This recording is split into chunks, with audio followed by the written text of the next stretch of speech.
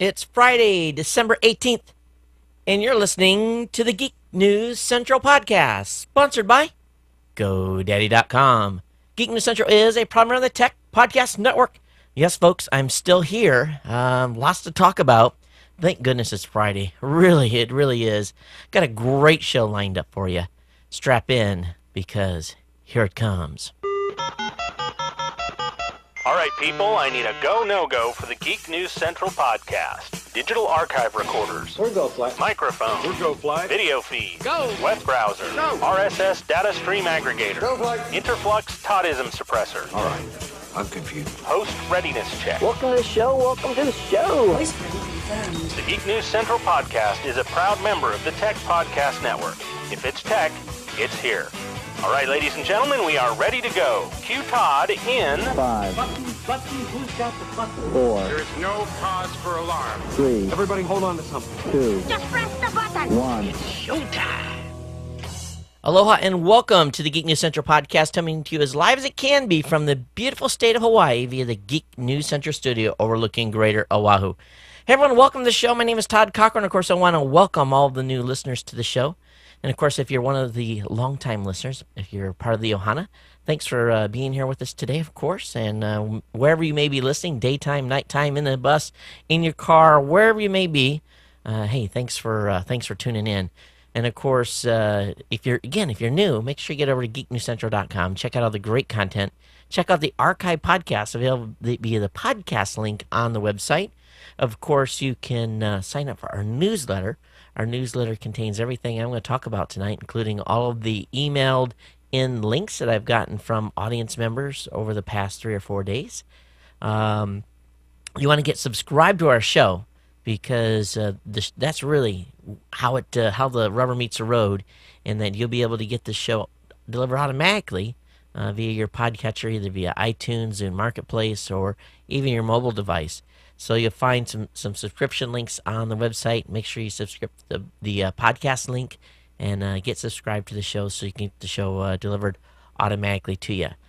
Well, lots of stuff going on here, and it's been, I guess for a better word, an absolutely crazy week here in Honolulu, and I'm still here. The situation that may have required travel, I don't want to really go into a lot of details at this point. I would just say that the emergency has subsided. I was extremely stressed out in the fact that my kids are leaving for Michigan to be with my grandma tonight. They're going out. They're going to be flying out and landing in Chicago O'Hare very early Saturday morning. And so I was trying to figure out how we were going to juggle all this. And luckily, everything's kind of cooled off a little bit here, and there's not such a big stress. So we'll be able to get them out and on the plane tonight. Would be Friday night. And then off to Grandma. And then here at the house, it's just going to be, we're keeping the youngest one staying here, the 6-year-old. Chris is staying here with us over the Christmas holiday. So, what I did really after the last show was, because I really thought that we would have to leave. I was like scrambling, because normally for me to get ready for the Consumer Electronics Show, it takes me about 5 days just to really lay everything out, make sure that I'm meeting my inventory that I have built for the last 5 years. Whatever new components we've added, whatever added stuff I would have to do. So I had stuff like, my wife was like, you got to be kidding me. The living room was just, everything was everywhere. And we were, I got everything thrown into bags and tried to get it organized. And because I pull stuff from one, basically I have to raid everything to get ready. And, the office, all the cameras get packed up. And so, yeah, I'm still here. But quite honestly, last night, I was, the stress level was up to here, because I didn't know how I was going to make this happen.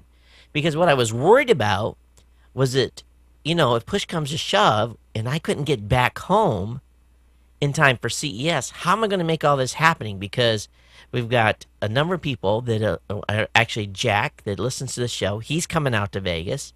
We've got Rob. We've got Tom Newman. All these guys I'm responsible for, hotel rooms, everything else. And what happens if I'm not there? So I called Andy and I said, Andy, I said, how much room's on your American Express, baby? Because I may have to have you pay for everything. You know, if I don't show up, I said, I'll mail you a check today, you know, to cover everything. I said, you know, I was just stressing everything. And so far, everything's cool. So it is what it is. And life goes on. But, hey, you know, I do have some prizes I'm supposed to give away from the 24-hour podcast. And in all honesty, it's like 20 things. I'm waiting for some stuff to come from Rob Greenleaf from Zune. I'm waiting for some T-shirts and some, he's got some yo-yos and whatever stuff he's sending me. I'm going to just wait till all that stuff gets here. Jeffrey's already drawn the 20 names from our Podcast Madness, where we were given codes out every hour for the podcastmadness.com website. And basically, people are going over there and entering their codes. So we've got like 20 winners from that event. So I think I'm just going to do a big blog post. Once I get all the prizes here and get them all sorted out, I'll stack them from the best value to the least value, top to the bottom, 1 through 20. So we'll get that out sometime a little later, probably over the weekend. But anyway, just take too long to go through everything here on the show today. Hey, do want to thank, so far, at least in email, the response to the discussion we had on the last show about the salary replacement plan is getting positive comments. So I want to thank all of you. And there's been a number of you that have come in and actually signed up. A couple of platinum folks. A couple of people came in and set up for platinum plans. And then full gambit. There was a bronze. There was a, so anyway, thanks everybody. I really appreciate it. I was pleased with that. First 2 or 3 days of that, it was really good. And somehow I'm going to have to figure out how maybe we'll add an incentive for the top monthly contributions or something. So anyway, we'll figure that out later. Podcast rewards trophies are here. They're still in a box. Matter of fact, they're right by my front door. I opened one of them up and looked at it. I said, yeah, it says 2009 on it. And they got everything right and put it back in the box and shoved it in there. So that's something I'm going to be dealing with this weekend. I got to get them out, take pictures of them. So at least we have stuff to put up on the website. So, yeah, they arrived. But let's talk about the 24-hour podcast videos. They're up on Blip. All of them have been pushed. That was 20 gigs of video that I had to push up online. And it was crazy what I had going on here. I had the DSL connection going, pushing videos. I had the clear WiMAX signal going, pushing videos. I was using the cable. Finally, I got them all up. Today was the last day I got everything up. So they're all there. They're not, some of them, failed in their upload period. So they're not 1, 2, 3, 4, 5, 6, 7, 8, 9. But there's 19 separate segments. Out of 24 hours, I let the cameras go an hour and a half in some instances, or some was 45 minutes. But really what I end up doing is getting 19 segments. They're all up on Blip. I'll have a link to that tonight in the show notes. You can pick your hour, go through and kind of look. They're on YouTube as well. One is missing on YouTube. Segment 7, for some reason, is missing on YouTube. We'll get that repushed.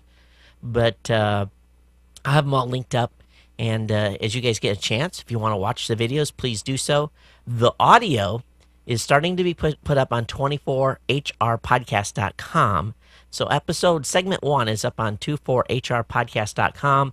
What I'll start doing now that the videos are up, those will be cross-linked, and we'll have the video embedded along with the audio. The audio will be available for download via that RSS feed and via iTunes. So just let you know that's all going up. We're going to get that. I'm going to get that all up here in the next couple of days.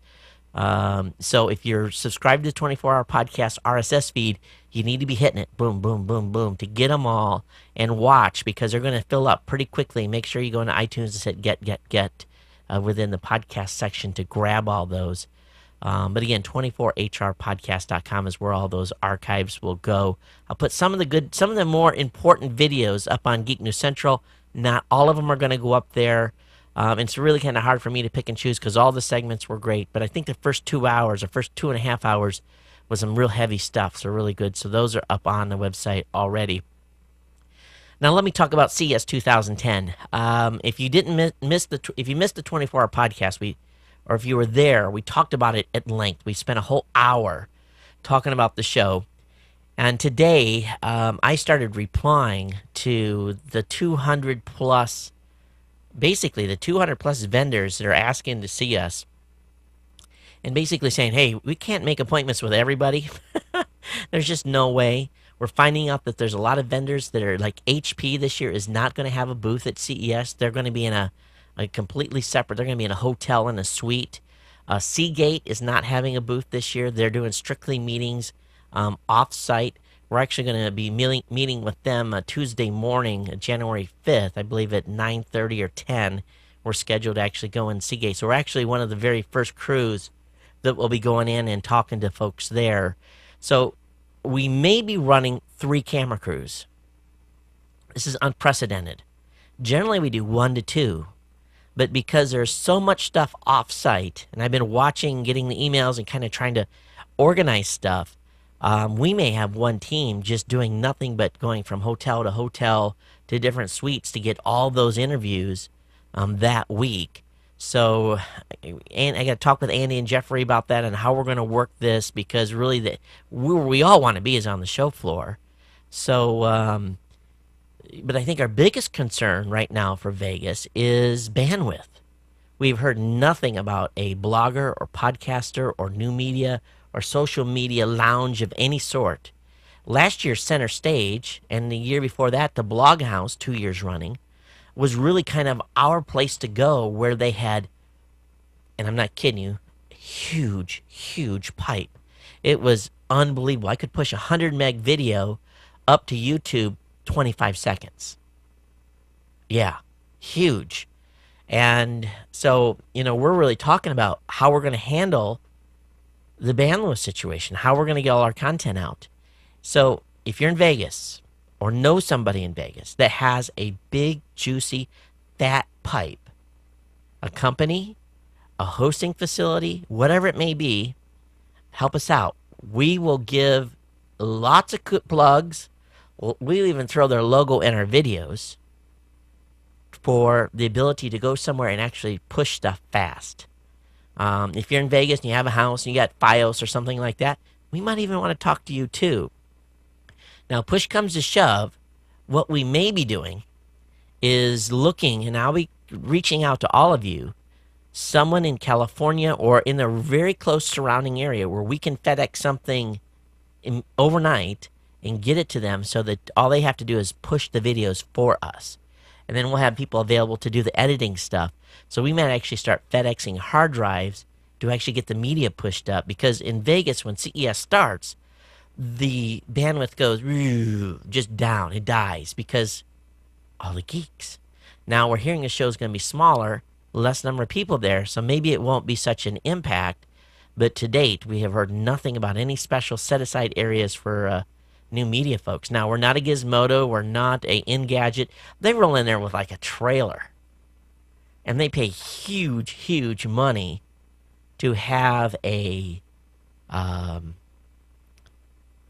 fat bandwidth, or some sponsor does it. We're a small group of people. I think there's going to be 12 of us there this year. It's the biggest group that we've ever had, and 12 or 13. And we don't have a sponsor really to pay for the, probably the $25,000 or $35,000 it would take to get, an adequate bandwidth pipe to get everything up fast. And that's the problem. We can push video all night long, but then you have to edit it and all, you have to do the tagging and all that stuff. So we may be looking for some volunteers. If you're willing to volunteer to tag and, watch the videos and then do the write-ups, we'd love to talk to you about that too. If you're off-site and you just want to help us out, let me know. geeknews@gmail.com, geeknews@gmail.com. Okay, so what else? Anyway, talked about the 24-hour podcast videos on Blip. Podcast World Trophies are in. Thank you for those of you that have contributed to the contribution fund. Emergency travel, my stress. And, of course, we'll announce the 24-hour podcast giveaway on the website. Let's take care of a little bit of business here, pay the bills, because, if we didn't have the sponsors, this thing in Vegas would not happen. It costs a lot of money to put this show on and do what we do for you and bringing you the coverage from CES. So GoDaddy. You guys know I love GoDaddy. I use their products. I have over 230 domains, I think, now with them. 7 or 8 servers. We drink the Kool-Aid here. We use the products. I pay for them. I don't get them free. I wish I did, but I don't. And we pay for the products, and we use it, and it works. The products work. Now, my good friend is Andy, the cameraman's over in China right now. And he was chatting with me over the couple days ago, and we're going to put up a website for him. He's going to talk about his expat experience overseas. We're talking about domain names, so he's been going through, and we'll have I'll talk about Andy's site when we get it ready, but it's going to be really cool. It's going to be his adventure, really, when he's overseas. So, of course, we get him put on a GoDaddy server, get him a WordPress site set up, and so forth. And, of course, he does very well. He's a doctor. He makes good money. He's single, so he can afford it. But still, I can save him some money, and I can save you money, too. It doesn't matter how much money you make today. Really, every dime, every dollar you save is very, very important. And really, my promo codes, TODD, will save you 10% on non-domain products. Geek5 will save you 15% on orders $20 or more. Todd20 will save you 20% on a 1-year shared hosting account. So he's going to get that 20% discount when we get him signed up for a hosting service. All because good friends with me. You're good friends with me because you listen to this show. Hey, share those promo codes with your friends, family members, people you know, acquaintances, and say, hey, I know this dude. He does this tech show. He needs to keep the lights on. Use this promo code when you go over to GoDaddy.com. And thanks for everybody for, again, your continued support of our sponsors here. Now, this week as well has been a week of meetings. Not only because are we getting ready for the CES, but I've got Q1 advertising buys coming on. And I got a whole bunch of IOs. I'm not kidding. We're going to have some new sponsors coming on over at Raw Voice. I'm really excited about that. A bunch of sponsors that are going to be directly for the ladies. Some great, I'm really excited about some of the new sponsors we're bringing on. We're going to have a whole new host of shows that are actually, for the very first time, going to be able to have a sponsor. So I'm really excited. Some very highly targeted stuff. It's really, really going to be cool. And been online with the vendors, doing meetings, and been using GoToMeeting, of course. There's an old way to meet for business over the phone, and in person is the way, that that's been done before. You just pick up the phone, you talk to the person, or you drive, or you fly. It's okay to do that, but there's a new, better way. You can meet clients and colleagues online with GoToMeeting. GoToMeeting is like meeting in person, but less time-consuming and less expensive, really a lot less expensive. Start your meetings with just a click. Everyone can see your computer desktop on their computer screen. It's just like being there. I'm just sitting here. We're watching each other. We're talking stuff. I'm using my webcam to actually talk through the speaker to talk to them. And we did all of the insertion orders, everything, got that stuff straight. Really, right here at my desktop. I didn't have to go anywhere. I didn't have to pick up the telephone. And as a listener of this show, you can try GoToMeeting free for 30 days. That's a month of unlimited online meetings free. Again, get over to www.gotomeeting.com/tech podcast. That's gotomeeting.com/tech podcast for your free trial. Okay, a lot of time spent on the beginning stuff tonight, but let's go ahead and roll right into the content that I have for you. And I got a good stack of it. I really do. And let's make sure which browser I have to get open. I have a number of voicemails at the end of the show. If you have comments on today's podcast, definitely send me an email. geeknews@gmail.com. geeknews@gmail.com. Voicemail hotline is 619-342-7365. All right, our first article up tonight is on talking about the flip. And matter of fact, I'm missing one of my flips. I have 3. One, actually, I got one that my wife actually won, and then 2 that the folks over at Flip had given me. And I'm missing one of them. I have no idea where the thing's at. I got the kids searching their rooms because they were the ones who've been primarily using it. But the folks at Flip, I noticed when I charged my Flip Minnow HD 2 days ago, it prompted me to download some new software. And I said, okay, let me go ahead and do that. And it also gave me a link to a new site called Flip Share TV. I thought, what's this? Well, not only has Flip made it easy now for you to get video off your camera and onto your desktop, but they made it real easy to punch that same exact video right up into the cloud. And I found this article over on Engadget, and they were kind of giving a little taunting back to Apple because Apple had really been pushing hard on the video camera equipped iPod Nanos this fall. But really, Flip has really, I think, really continued to do an amazing thing by making it easy to get videos pushed. And I really don't see any other products doing this. So, much like the Apple TV extends iTunes, the FlipShare TV extends the FlipShare software. So, very cool stuff. So I'll be playing around with that a little bit more and see if we can actually strategize on how to use this at all. And you know what? Hey, maybe you guys can help me out. What I'm looking for is some sort of a bridging tool. And there's got to be a trick to this. And maybe someone can write me a script, actually. And I don't know if this is possible, but I send a lot of, when we're doing these videos, we distribute them to a lot of sites. And I can use like TubeMogul to distribute videos. But they limit you, and they're expensive. They want $1,200 a month to push all the videos to all these multiple sites, and really all we need to push to is 3 or 4. And they want huge money to do that, and I wasn't really willing to fork out the cash, so I'm reaching out to you guys. Maybe there's a way to trick the system. So if I get a video done and it's ready, whatever format it is, and I upload it to a web host somewhere, and it's sitting on that host, what happens when you go to Blip or YouTube, you basically have to say browse on your Windows, on your browser. You have to click a physical location actually on the physical location on the actual hard drive where this is located, and then you have to feed it through your pipe individually. But if I've already uploaded the video to a place where there's a high-speed internet connection, I'd like to be able to bridge that video not through my Windows machine and down and through and up through my pipe, but laterally across to the hosting sites. Because what that will allow me to do is upload to one location and then just grab the file and then at high speed push it to 4, 3, 4, 5 different sites at the same time. The only thing I could really think of to do was to set up an EC2 instance on Amazon and actually put a Windows machine up on that network. And that way I would VPN into it and actually, select, or maybe even a Linux machine, or because it's all I have to do it through a browser. Has anybody done anything like that?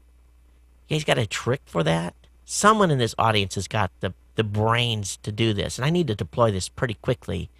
So, I'll pay for an EC2 instance for a week where we just upload the videos to that single site, and then we can work through the interface, through the server, VPN, to actually, that way I've got this huge bandwidth pipe from the server over to these other services. So someone in this audience, think about that for a few minutes, and maybe I've already answered my own question. I don't know. But look forward to hearing your suggestions. geeknews@gmail.com or voicemail hotline at +1 619 342 7365. All right, those of you that have a Zune HD and you downloaded the Twitter app, have you heard what's going on here? Microsoft was actually censoring tweets that were going out over the app. If you used a 4-letter word in your tweet, they actually censored it.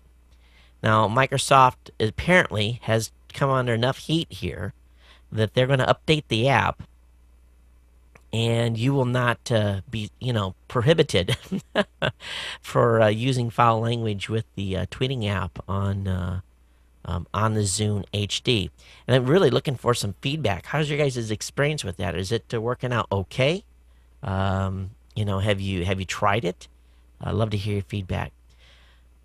I'm always looking for cool stuff, and I basically my background having been aviation for so many years, I found this hovering drone, and when I first saw it, I thought, oh, that would be cool to buy.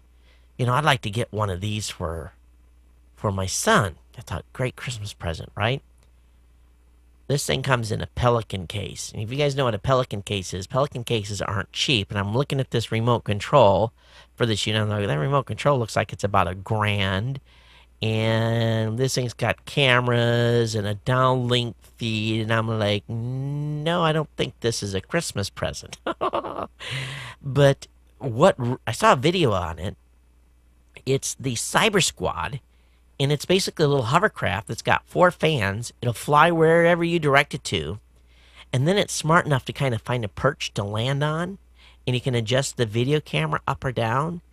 And actually side to side. And it actually can sit there and look at stuff. This thing's cool. It's really... Now, your neighbors may not think it's cool. And peeping Toms would definitely... they're the types of individuals that would buy this to fly it around the neighborhood, but it's just really cool. It really is. So any of you that are, like these kind of cool little tools like this, definitely check this out. This is I'll have this link up in the show notes, of course, for you. All right, let's talk about Vexia, Vexia, and what this is. And of course, this is the week where all the craziness is going on in Copenhagen. But the EcoNav 480 and 380 actually come pre-programmed with the type of car you drive. And this is for those of you in the UK, and this is a green product. And what this product does is, actually, I need to switch that for those of you on Ustream. What this product actually does is you're driving, it gives you a warning on whether or not you are speeding, doing too fast, you're braking too hard, your jackrabbit starting, whatever it may be, and it kind of, scolds you and teaches you how to be a better driver. Now, I don't know if I want a device in the car that is complaining to me every time I step on the gas too hard. But the EcoNav 480 and 380 will be available this month on Amazon.co.uk. with ranges ranging between 149 pounds and 209 pounds, depending on the model and bundled map application. So, would you buy one of these? Or to be essentially yelled at by the machine whenever you're driving a little too fast? I don't know. All over the news today. And this one kind of surprised me. And, for $26, here's the bet. I guess I saw a headline on Fox, $4.5 million drone. It was like one of those Visa commercials. It listed all these positive things. And then at the end, it was basically a $26 program being used by militants to intercept live video feeds from U.S. Predator drones. Now, this is, I don't think the DOD's reported out, but it's just all over every single news outlet in the country today, and a lot of criticism going on. So this is pretty amazing here.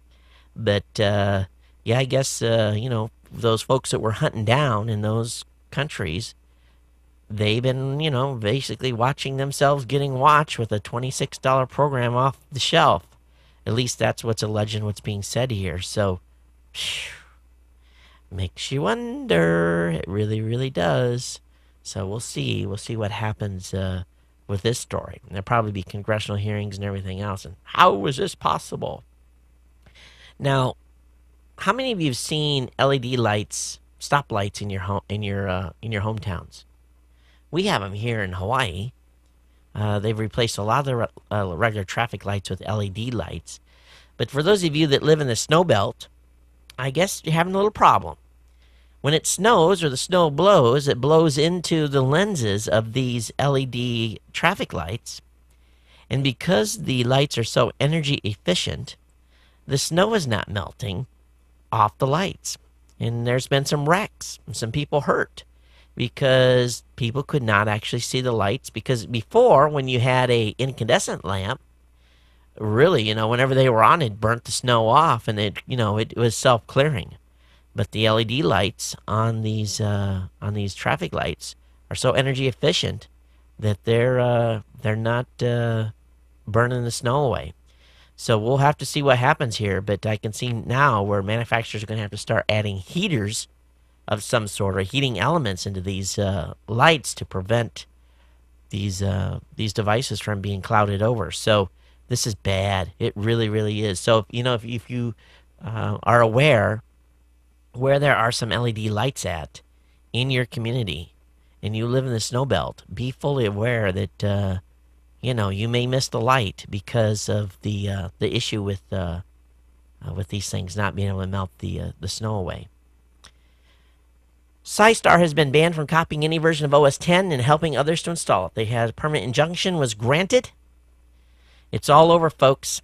The U.S. District Court of Northern District of California permanently forbidden the wannabe Mac clone provider SciStar from selling modified versions of OS X, providing any tools that enable users to bypass OS X kernel encryption / and or intentionally aiding anyone else from infringing the Apple OS X copyrights in any way.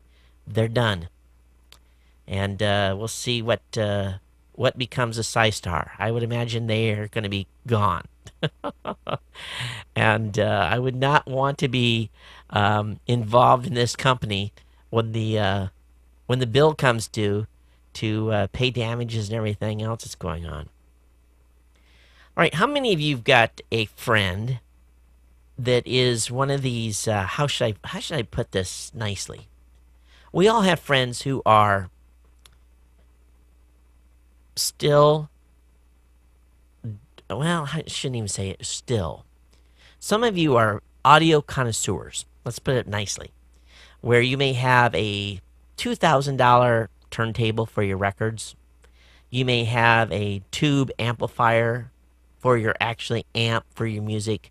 You spend as much money on music gear as you do maybe a car, or maybe it's your very expensive hobby.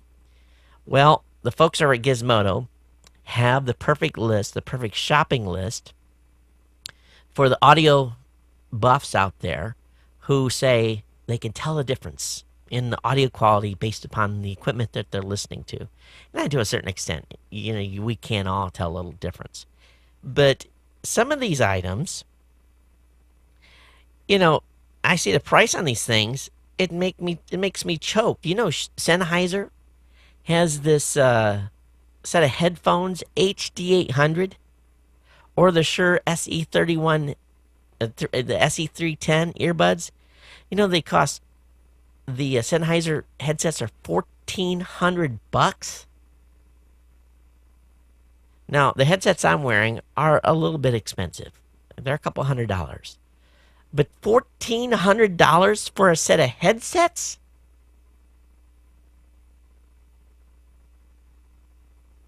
Wow.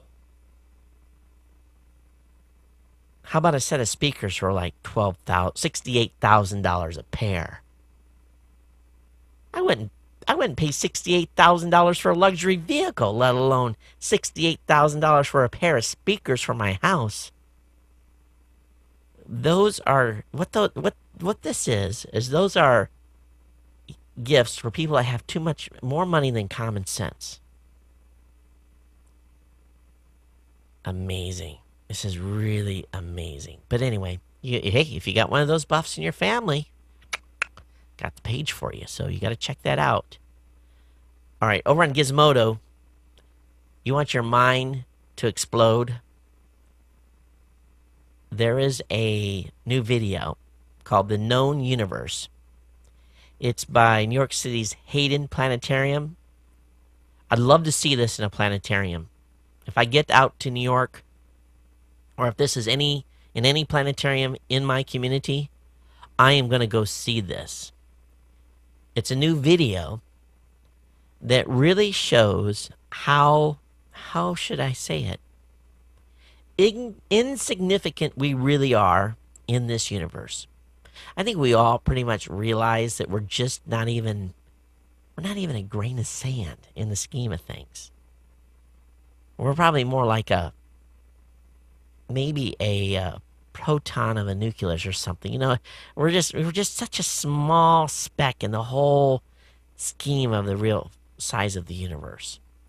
And it's so much. It's so so big that you really can't wrap your brain around it. You really can't.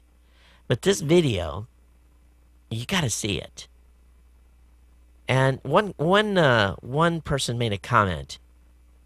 Says, videos like these make me sad. I likely won't live long enough to grasp it all. Stupid mortality. I have to absolutely agree. I really, that sums up my thought process on this video. It's probably the best reply or best comment I've ever seen on a blog post in relation to something this fantastic. You gotta watch this video. This is the thing to watch from this show. And again, it's the Known Universe, a new video from New York City's Hayden Planetarium. You're just gonna sit back and go, huh. Oh, it is pretty wild. All right, over on Nick Bradbury's website, he's talking about Feed Demon. He's created some new features in Feed Demon. The next build of Feed Demon adds a couple of features. One is auto translation. You can enable the translate into my language setting in the feed's properties when you subscribe to it, and instead of seeing maybe Russian written, you'll actually see it converted to English. So very, very cool. He uses Google Translate to do the actual translation, and he's got a little button on there. So there's been oftentimes I've wanted to subscribe to some feeds, matter of fact, some German blogs, and don't speak German, and Japanese sites as well. So very cool stuff that Nick has done there. And it's bring me back to reading some foreign sites on Feed Demon for sure. Giga Oma has a good article about talking about paying your early termination fee. If you've been sitting on a phone and you've been really thinking about terminating it or changing a plan, and really talks about some of the thought processes you should use when you decide whether or not you want to pay that $150 termination fee to go to a different vendor. And some of them are pretty basic, but a lot of people maybe never really think about it too closely. We think about the $150. It just makes us mad. But in the long run, sometimes you can save a lot of money by going ahead and paying that $150 termination fee. Hey, I do want to give a shout out. As you guys know, I'm a big Blip.tv fan. I use their sites for a lot of the videos. A lot of stuff you're going to see coming from the Consumer Electronics Show is going to go up on Blip first. We've got 3 pro channels over there. I've got my personal channel for Geek News. I think it's geeknews.blip.tv. And then we've got Tech Podcast has 2 channels. One will be our primary topic content, and another one will be our back channel stuff. And they're all pro accounts, and we'll be able to get those pushed to a variety of number of websites. But Blip's doing pretty good. I've actually had advertising turned over there on my personal Blip account. I think I've made $26 or something last week. So, not a lot of money, but, a little bit from the videos over there. They say that they have some producers making more than $100,000 a year on Blip. So it sounds like they're doing good things over there. So if you haven't been over to Blip.tv, definitely check it out. Now, if you're lucky enough to live in an area where they have Verizon Fios, they're getting ready to come out with some new technology that is going to bring 10, yes, you're going to hear me correctly, 10 gigabits per second to the home.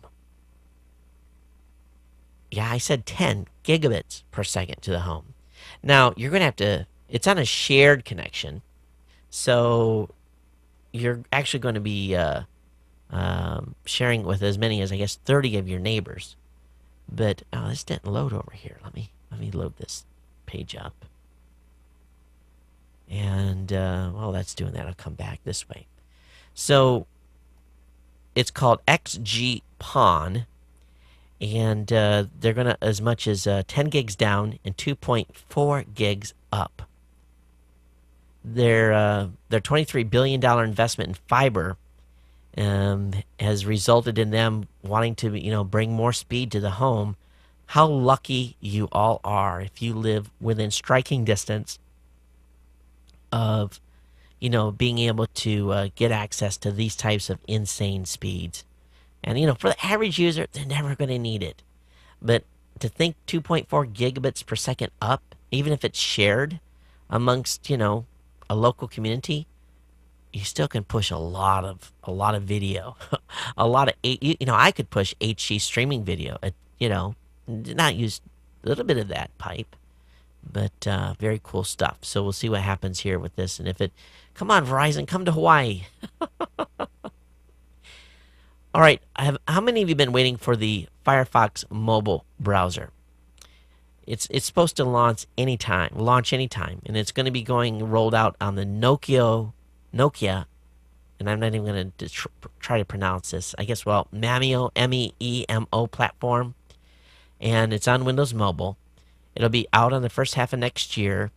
Of course, Android maybe sometime after that, but the Firefox Mobile, everyone's excited about it because there's already about 40 mobile add-ons.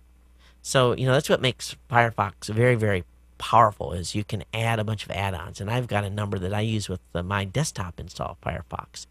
So, of course, there's going to be a Twitter bar, the URL fixer. There's some syncing applications. So a variety of different applications you're going to be able to actually add to the mobile browser. So this is cool. So I'm excited to see what happens there. And of course, those of you on Windows Mobile, it sounds like you're going to get it first, and those of you on Android get it next. I wonder how long it's going to take them to get that up on, the iPhone. Will it ever be on the iPhone? Probably not. All right, Scoble's got a good article talking about some stuff that happened at Lee Web last week and how companies are starting to realize that it's good to take care of the bloggers and the social media folks. And talking about blog houses and, lounges and stuff like that at different events. And I actually pinged Scoble just before the show on Twitter saying, hey, Scoble, do you know of any venues that are going to be going on at CES? And I'll see if he gets a response. I don't know if he's going to respond or not, but he understands the value of these things. And of course, PodTech in the early days was really kind of the originator of Bloghouse. They're the ones that came up with the idea. So I'm glad to see this is starting to show up at different events and giving bloggers and social media folks a place to kind of hang and away from the press. Let me make a little note here. I'm actually going to send out a Twitter right now. We're live. Join us. And then I'm going to send that out. I didn't do that update before the beginning of the show. So people come in halfway through. They'll wonder, hey, how come you didn't let us know you're live? So I have this link up there. And we'll see if Scoble responds and lets us know if any venues are going to be happening in Vegas. It's being rumored right now that Google is in discussion to acquire Yelp. How many of you got Yelp loaded on your mobile device? Yelp is cool. It really is. When I was in Silicon Valley, I really didn't know my way around the area very well. Didn't know really where to go eat. And one night I was hungry for Thai food. And I got my Yelp application out and I looked through the different got it in the right city location and, got to the right category. And it just gave me like 4 or 5 Thai restaurants. And then I found one with 4 or 5 reviews with 5 stars. I clicked on it. It mapped it into Google Maps. And I said, okay. I went to my car and put it into my GPS that I always travel with. And, 10 minutes later, I'm seated and, ordering Thai food. And I would have never known, where to go on my own, asking the maitre d' of the hotel. Usually they are going to send you someplace where they may get a kickback for sending you down there, so they may not send you to the best place. So I was, pretty excited to use that application. But it appears that Google may be in secret discussions to acquire Yelp for $500 million. That's insane. $500 million. Are they worth that much? Whew. It's useful, but $500 million? They must have some serious utilization rates. All right, over on ComScore, they're talking about what's going on in the smartphone industry. They're saying right now that there's been a little bit of shift here, folks. Google Android mobile applications are growing rapidly due to large in part the Verizon Droid ad campaign. And 17% of people that are considering a purchase of a phone in the next 3 months are considering an Android phone, as compared to 20%. What was that?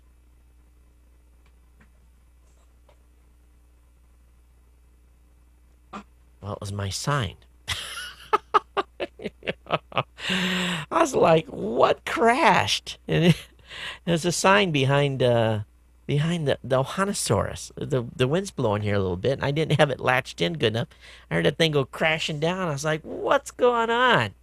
So, anyway, getting back to the article, the Android, again, 17% of consumers are considering the purchase of an Android-supported device in the next 3 months, compared to 20%, indicating they plan to purchase an iPhone. So, making some major impact here. I think the iPhone's got a competitor.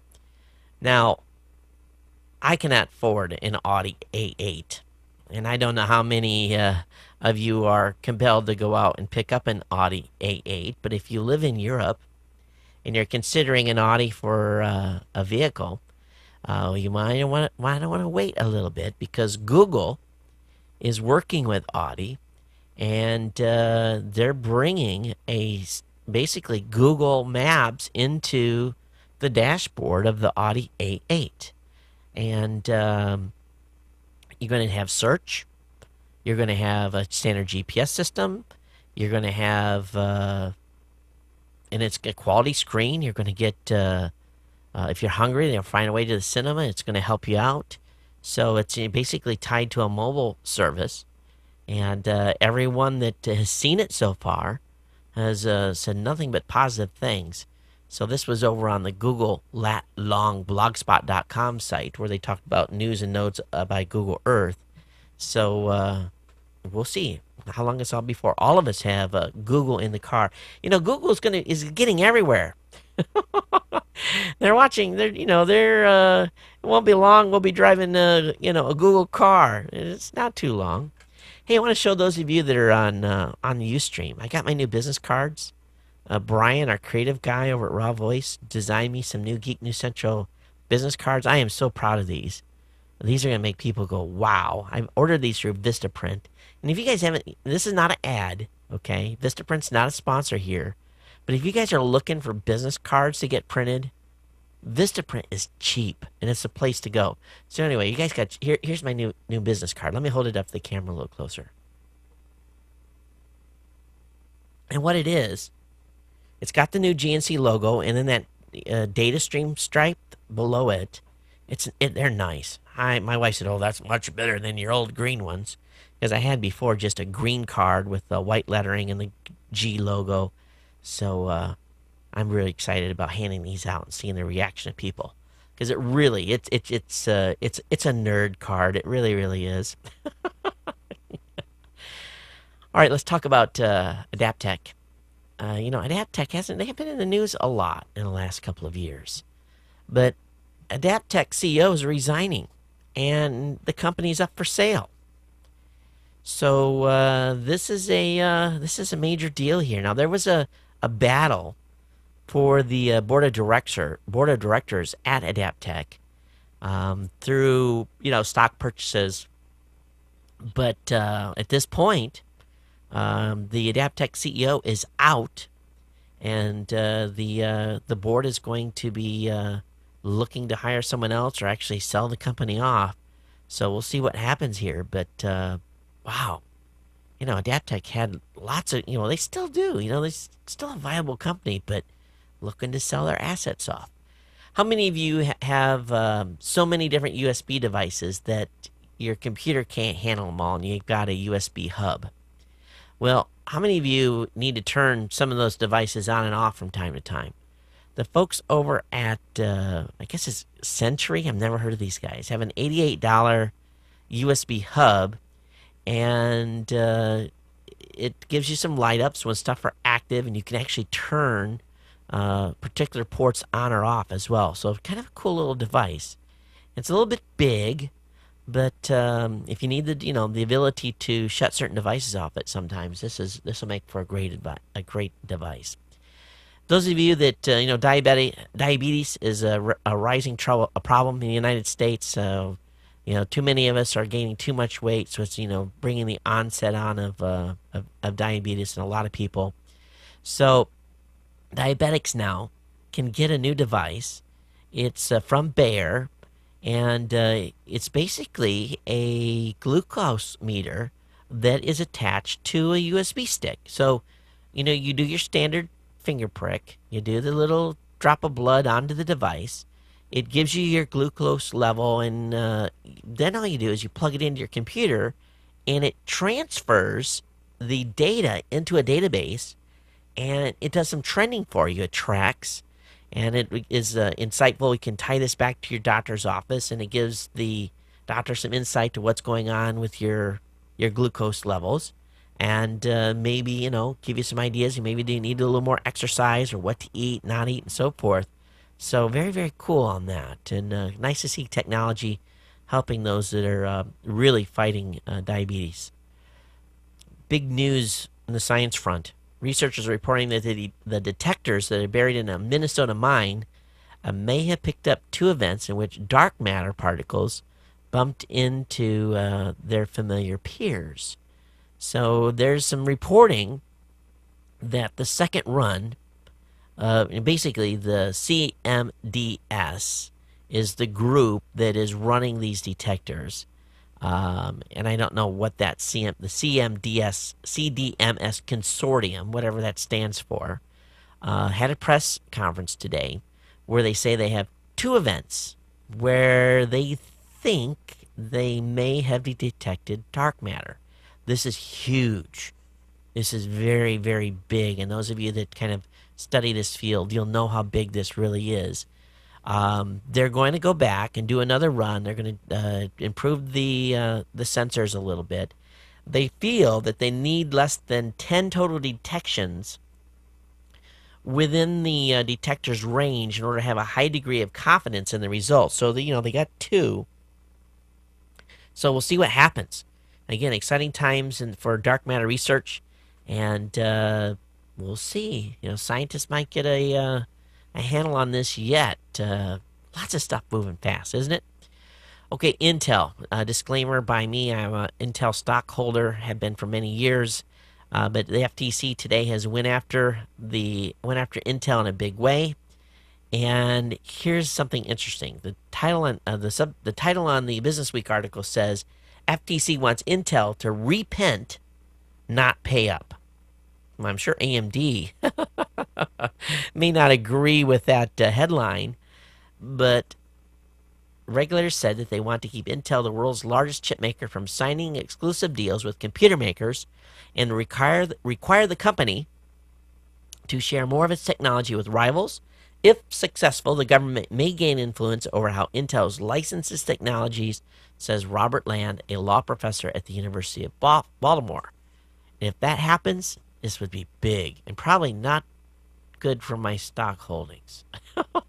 Matter of fact, I think they were a little bit off on their stock here the last couple of days. But this is big. A victory for this would help companies like NVIDIA. Maybe make them gain some lost ground. So we'll see what happens here with this. And Intel going after attack by the Federal Trade Commission. All right, you always know about Bitly, bit.ly, the URL shortening services. Well, Bitly's starting to they're starting to trend data that they're seeing from those redirects. And not surprisingly, Bitly's serving up the web's most linked videos at bit.ly, bit.ly.tv. You can go over there and see what's trending hot on videos. Of course, I hope that you guys help my videos trend hot over at Blip with my 24-hour podcast. That would be cool. It is not going to trend popular. But anyway, I was looking at it today, and I'm like, why is this video popular? Why is this trending? Like 800 retweets on Twitter. I'm like, for this? What is, just, some of the stuff people are watching today that it's hot, I don't get it. I really don't. Okay, 20 most notable products of 2009 by CNET. First one was the Kindle. Second one was the iPhone 3G. Third one was the Apple MacBook Pro. Seeing a trend here. Fourth one, Apple iPod Touch 3rd generation. Come on, there's more stuff out there. Fifth one is Barnes & Noble Nook e-reader. Number 6, the Flip Minnow HD, which one of those I own. HP Mini 311 notebook. The HTC Droid. The Kodak ZI-8, which is a pretty cool handheld camera, giving a Flip the run for its money. Logitech Squeezebox Radio. Anybody got one of these? How's that working? LG, the BD390 Blu-ray player, Motorola Droid, the Nikon D5000, which you can record HD video on, very cool, Palm Pre. Now they get into a whole bunch of flat screens, Panasonic Series Plasma HD TVs, matter of fact, 2 Samsung machines, a Sonos Zone Player S5, Sony PS3 Slim, a Vizio. I thought that was kind of like a cheap brand. Anyone own a Vizio? I don't. And also the Zune HD. So some interesting top 20 most notable products of 2009. YouTube's most watched videos of 2009.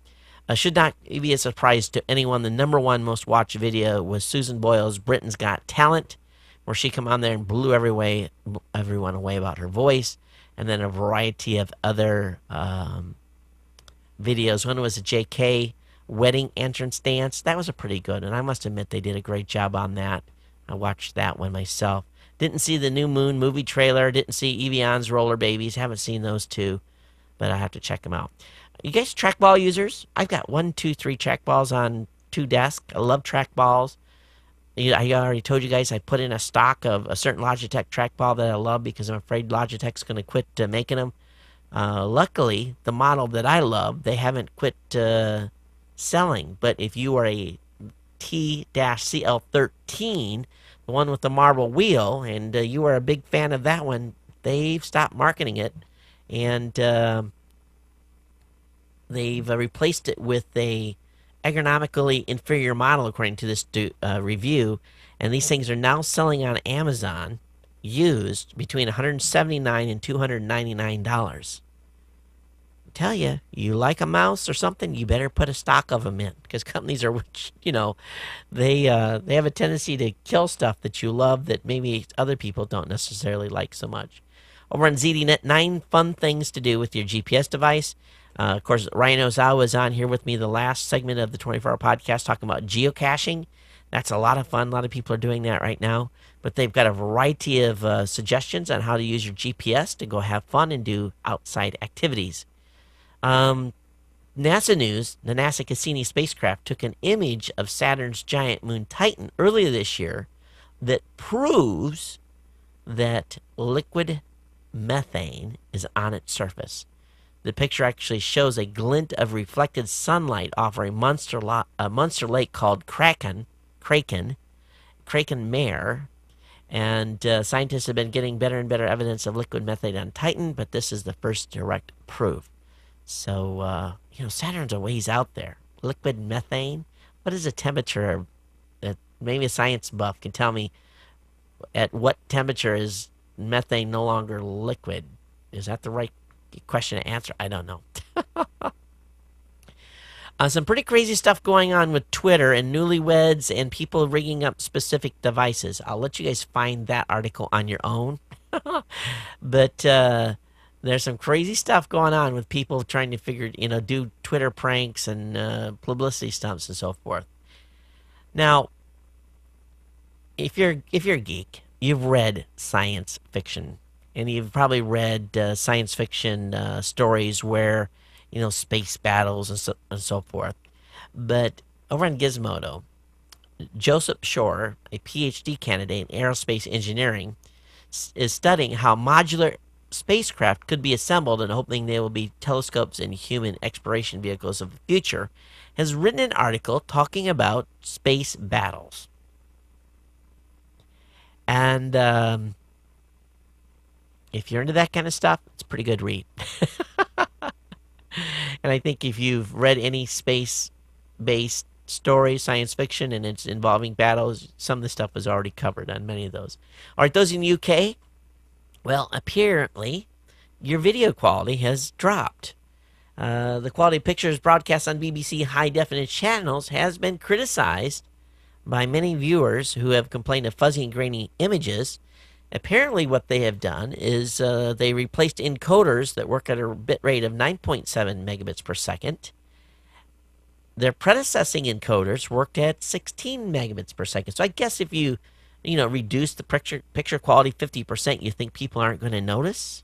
They've been getting a lot of complaints. Any of you in the UK that listen to the show, seeing this, love to hear guys' feedback on it. Again, comments about today's show, geeknews@gmail.com. Voicemail hotline is +1 619 342 7365.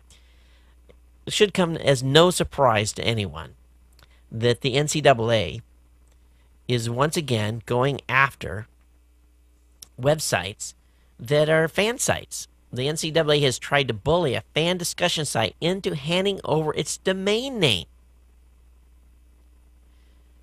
When will this madness stop? The NCAA BBS.com, there's the mistake he made. He put BBS on there. This must be a holdover from a guy from the old days.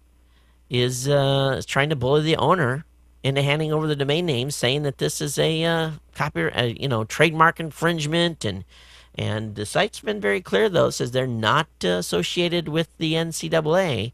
But I think if I was that guy, I would buy a new domain name that did not have the letters NCAA in there, because I think the way things are going these days, that the NCAA will probably, sadly, be able to obtain this domain. Now, think about this for a second. Teachers out there, I know we have a number of teachers that listen to the show. If you put the lesson plans together for your students, do you feel you should be able to sell those lesson plans and make a little money from them? Marketplaces are emerging, and teachers who have crafted smart and useful lesson plans are able to earn extra cash by selling those lesson plans. And I think as many people are homeschooling, I think this is awesome. There are a growing number of teachers seeing the value of not just in selling lesson plans, but by posting them publicly for free. And in doing so, they get feedback as well. So kind of cool. But, you got to wonder if in your district a teacher did that, you've actually paid that teacher's salary. So should they be making money on their lesson plans or be able to claim copyright over it? I don't know. Over on Wired, Google talks transparency but hides surveillance stats. So there's been multiple requests made at Google to reveal how many, basically, how much information they've had to turn over to the federal, state, and local governments that requested information on individuals' usage of the internet. So we'll see. And there's some freedom of information requests going out on a variety of companies, including Verizon and other companies that have websites, trying to get this information to find out how many, subpoenas or whatever that Google has received to turn information over. Do you even care? We all know this is happening, right? So anyway, I'll have all the links to all these articles tonight, of course, up in the show notes. All right, let me go ahead and get right into the voicemail message here. And let me get the first one. I haven't pre-screened these. I loaded these seconds before we started the show. I have no idea what we're getting ourselves into. Hope someone hasn't called and didn't want to be heard, because I didn't screen them. So here comes the first voicemail. Of course, if you have comments on today's show, +1 619 342 7365. Here we go. Hello, Todd. This is Victoria. I'm calling about I think it was your December 8th show where you were talking about Magic Jack. And Yeah. I use Magic Jack. I bought it last April, and I've never had any problems with it at all. Actually, it worked perfectly right out of the box for me. And so I kept it. I kept my regular phone service around for a couple of months before I decided to get rid of it. So now I just use Magic Jack, and I haven't had any problems whatsoever. I do realize though that with something as cheap as Magic Jack, not everybody is going to get the same kind of service. So I kind of figured, I was kind of bracing myself, thinking, well, if this doesn't work, I might have problems or I might have issues with customer service. So unfortunately, I think that with a product like that that's so cheap to get, and with service, free phone service almost. Sometimes the service is going to be a hit or miss for some people, because I know there are a lot of people that are not too happy with it. But I don't think people should let that stop them from using it. I think that if you can end up purchasing one at Radio Shack or getting one that works good, I think that it's a good thing to have for like a second phone line or something like that. Anyway, that's just all I had to say about that. And enjoy the show, and thanks a lot. Hey, thanks for your feedback. And if you're hearing a clicking going on in the background while you call, that was me trying to get the point tilt zoom cameras to work. And as you just saw, those of you on Ustream just saw, I just finally got them to move. But yeah, I've had mixed feedback on Magic Jack. Personally, I've had no issue with it. I've traveled with it overseas and used it, but now I'm finding myself using Skype more and more. After I got a call on my 24-hour podcast from a guy sitting in a parking lot leeching Wi-Fi and using his Skype application on his iPhone, it was awesome, the connection. Now, I am sure you're hit and miss with any type of service, but I know a lot of military guys that are using the Magic Jack in places that maybe they aren't supposed to, really, to kind of save money and have a line people can call in on. Some countries block them, but it's cheap. It is. It's inexpensive, and anytime anything is really inexpensive, I agree.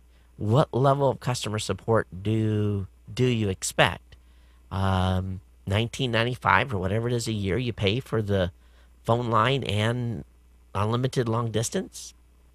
That's pretty cheap. And what would you expect to get on tech support for that? Probably, I don't think I would expect too much at all. But great feedback. Thanks for your call. I do appreciate it. Let's go ahead and get into the next voicemail. Hey, Todd, it's Chris in the UK. Hey, Chris. Just listening to today's podcast, and you were asking about Blu-ray. Yeah. I got a Blu-ray player a few months ago because the local video rental store were doing a great deal on an LG model.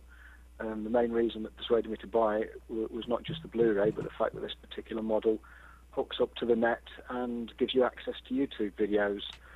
Great device. I like watching the Blu-ray movies that I rent. I don't think the quality step from DVD to Blu-ray is as great as the quality step was from VHS to Blu-ray. And to that end, I've got 4 Blu-ray discs. I'm not purchasing them like they're going out of fashion, because I just don't see, such a massive change in quality. I tend to rent one once or twice a week to watch with the wife. I've only bought one disc. That was Blade Runner, my favourite film. And other than that, I've got 3 discs that I've got free with the player, and I've certainly got no plans to go purchasing anymore. It's been a little bit of a disappointing experience for me, Blu-ray. I was expecting a much higher quality increase. Anyway, that's my 5 penny worth. Hey, thanks. Keep up the good work. Love the show. Cheers, buddy. Bye. Hey, thanks for calling in and leaving your comment. I definitely appreciate it. I think the thing that I'm hearing, what do you hear about Blu-ray? Actors hate it because it shows all their wrinkles, and many of them have a lot of wrinkles. I know I'm getting a few. But besides that, do we really need to see the facial hair on somebody? Do we need that level of clarity when we're watching a movie, I don't know. In all honesty, my wife and I have not even talked about buying a Blu-ray. We got the Voodoo box, we got the Roku. We're watching our, Flickr videos on it. She still gets DVDs from the library. There's been really no press on our side to push for a change. So, I have a tendency to agree with you, but we'll see how many more people have comments on the Blu-ray as we go through and talk about this more. But, hey, thanks for the call. Definitely appreciate you calling again. +1 619 342 7365. Okay, let me go ahead and play the third voicemail. Here comes that. Hey, Todd, it's Tom calling from Chicago. Hey, Tom. Just wanted to send a shout-out to you, thanking you for the podcast over the weekend. I wasn't able to watch the majority of it, but I did enjoy what I did watch, and did find very very entertaining. Donated $100. Yes, Hopefully you did. you raised some good money for the Ronald McDonald House. I have a quick question for you. Sure. A while back, you were using some kind of software. You were kind of playing around with it before you got the TriCaster. Mm-hmm. It was software in which you were able to connect two webcams or three webcams Yep. to kind of, switch from one to the other. I don't remember the name of that software. If you remember what that was, can you let me know what that was? Mm-hmm. Just announce it on the show, and I'll listen to it when you record it. I just don't remember, and I think you might use it when you go on the road, but I don't remember, and I can't find it. So any help you can provide would be great. From a very chilly Chicago, Illinois, keep up the good work. Thanks a lot. Bye-bye. Hey, my kids are going to find out just how chilly it is over there in Chicago. They're going to be getting in there Saturday morning at 5 o'clock in the morning. Hey, again, thank you for your donation. Very, very, very generous. I definitely appreciate it. Great cause. Yeah, almost $1,100 is what we raised for Ronald McDonald House. Matter of fact, I got to get the check ready. We're going to send the check out on Monday. Or actually, I don't know if we can PayPal it to them, but I'm going to look on the website and see how we have to send it in. But the software that I use when I'm on the road is called Vid Blaster. And matter of fact, Mike sometimes listens to the show here. He watches from time to time when I'm up streaming. But I use Vid Blaster when I travel. It is a little bit expensive, Tom. So if you have a Mac, what you want to use is, oh boy. What is the, it's right on the tip of my tongue. Someone help me in the chat. The software that are used with the Mac to have multiple cameras running. Someone's going to help me here in just a second. We'll get an answer for you on the Mac side, Tom. But yeah, Vid Blaster is the application that I use. I run the Studio Edition, and it's just about $1,000 for that version. You do need a pretty beefy computer. I'm running on a dual core. Probably one of the only dual-core laptops that the folks at Dell make. So actually, HP make. It's actually I got an HP dual-core laptop that runs that. If you're running just one camera, just a single machine will work just fine. But I'll think of the other CamTwist. There it is. CamTwist is the Mac application that a lot of people use as well, and it's very, very viable. It's probably what we're going to be using when we're in Vegas, because we're going to have mostly Macs humped with us while we're doing all this video work. Thanks, Tom, for your call. Let me go ahead and get into the last voicemail, and then we'll get into email comments.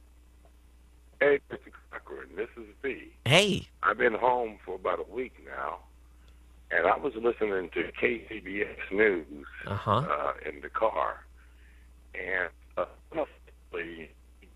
said that we're supposed to have a revolt against AT&T, all the iPhone users. That's right. We're supposed to go at 12 o'clock tomorrow afternoon.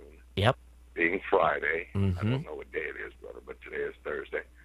And we're supposed to start downloading something from YouTube. I don't know if you heard that yet. Yep. I've been busy trying to make some Hackintoshes for the grandbabies. Oh, cool. So I just thought I want to pass that to you, brother. But I'm going to do my bit and download something. You know what I mean? Yeah, I know what you mean. All right, Todd. Keep up the good work, brother. This is V signing off. Hey, take care. Love you much, man. Aloha. Keep up the good show. Thank you so much. And I tell you what, yeah, I forgot to mention that. Noon Pacific time. We're supposed to, I didn't drum this up. Someone else thought it up for the revolt on the data issue.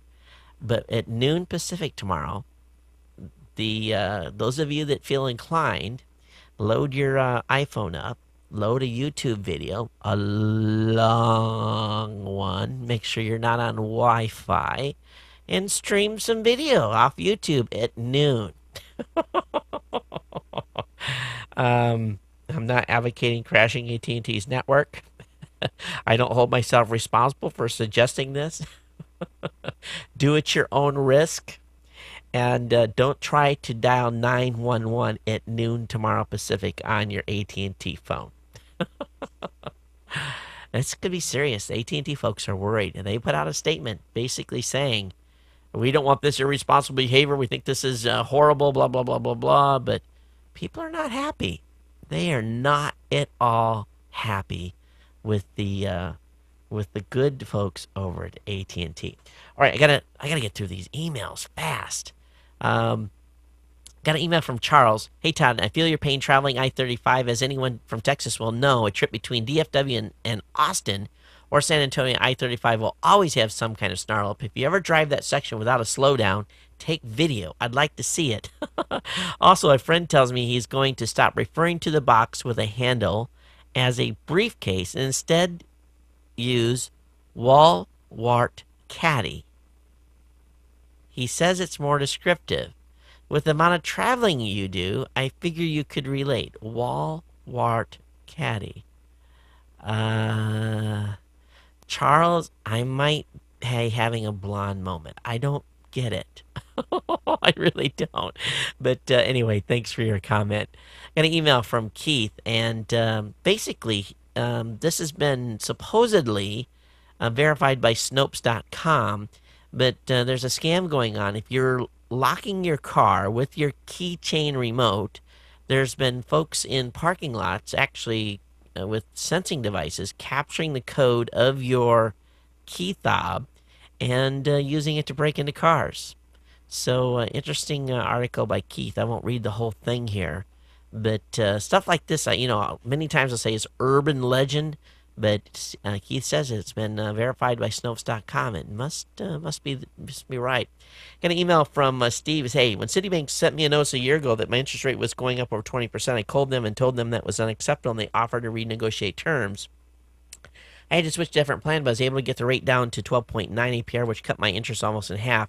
My credit was good, and I hadn't made any late payments. I think they raised everyone's rate super high unless you call them to complain they won't lower. Well, I called them, and they basically didn't care. They wanted me to transfer some money from some other credit cards to them. They would give me a rate. But I had zero balance, or $8.13, which I sent them $10. We'll see if I can get my whatever they're charging me for interest now on that card. I just won't use it. They'll figure it out. If not, I'll just, the heck with them. Got an email from, Joe said, hey, Todd, as you were saying, Operation Chokehold, flood the AT&T network in protest. Links to the information that's going to be happening tomorrow. Got an email from Tony. He said, hey, Todd, good to hear you recovered from the 24-hour show. It was excellent yet again, especially the first 2 hours. The latest podcast from Litopia just appeared in my feeds, and it's about podcasting. I thought you and the Juana might be interested in it. So here's the link. I'll have this up. I had a great discussion with Tony. Very intellectual guy, very smart. Check this out. Check this show out of his. I was really enjoyed talking with Tony. It really was. Got an email from Martin. He said, hey, let me first start by saying that I think the podcast support idea is an excellent one. However, I heard that Leo Laporte suggests the same exact thing. He intends to replace his salary from Twit LLC with that of listener contribution, just something that makes me go, I wonder if there's a tax benefit here, Martin in Galway, Ireland. Martin, I said, huh? And I went over to Leo's site, and I had to chuckle because right there on the right-hand side, he's got these contribution links and tip Leo. And on December 3rd, he essentially implemented I guess he's first. So, weird. It really is it was kind of weird. So, anyway, there's no tax advantage. Not at all. It's you money come in, you paid Uncle Sam his fair share. But anyway, good luck. I'm sure that with Leo's following, he has a rabid man. They are loyal tooth and nail, to the point of wow. It's very impressive. He'll do very well. I'm sure he'll have enough money to pay his salary and then some from donations. Got an email from Near. Ted, I hope you and your family are well. So hear about the emergency travel. If you have any idea or read anything about the Google phone, can you discuss price, availability, schedule, specs? Maybe the IS will have something to add in. Near. We'll see if we can find some stuff out here on that. Near. Got an email from Lamar. He says, "Hey Todd, I haven't bought one Blu-ray disc. I have a PS3, but I can't justify the cost. I agree. Streaming is really good now, and I'm moving away from physical disc." Got an email from, and thanks for that. And I think I got a number of emails here. That's the second one I got from Chris. We actually talked about that on the last show. I need a wrap, folks. Everyone, thanks so much for your support. Thank you for the donations or the contributions. It's appreciated. You're all great. You're part of the Ohana. I know many of you are going to be leaving to start maybe some Christmas vacations. I'll be back with you. Don't worry. We'll be here Monday night to record the show for our Tuesday release. Obviously, Christmas is on Friday. So me and the kids aren't here. I may do a show Christmas Eve. I don't know. If I do, it'll be real light and lighthearted. If you want to tune in, if you got nothing going on Christmas Eve, many of you will be with family and so forth. But I'll be here Monday night for sure. And if something, maybe I'll do something Christmas Eve day during the daytime, something. Our early show, and maybe we'll just open up the lines and let people call in. I'll let you know on the Tuesday show if we're going to do that. If you want to come hang out with me, many of you be off work. Probably everybody be too busy. But anyway, a lot of stuff going on here over the next couple of weeks. We're running long on the show. If you guys have noticed, a lot of stuff to talk about. We'll kind of get back to general format here real soon. I'll keep the intros a lot shorter than what they have been. But thanks for being here. Thanks for being part of the Ohana. Thanks for following. Thanks for subscribing. Thanks for supporting. You're the best. And, of course, a person can't ask for a better Ohana, better family of listeners, and you're it. So thanks. We'll see you on Tuesday. Everyone have, again, it's the holidays. Merry Christmas. Happy holidays. And we'll see you on Tuesday. Take care and aloha.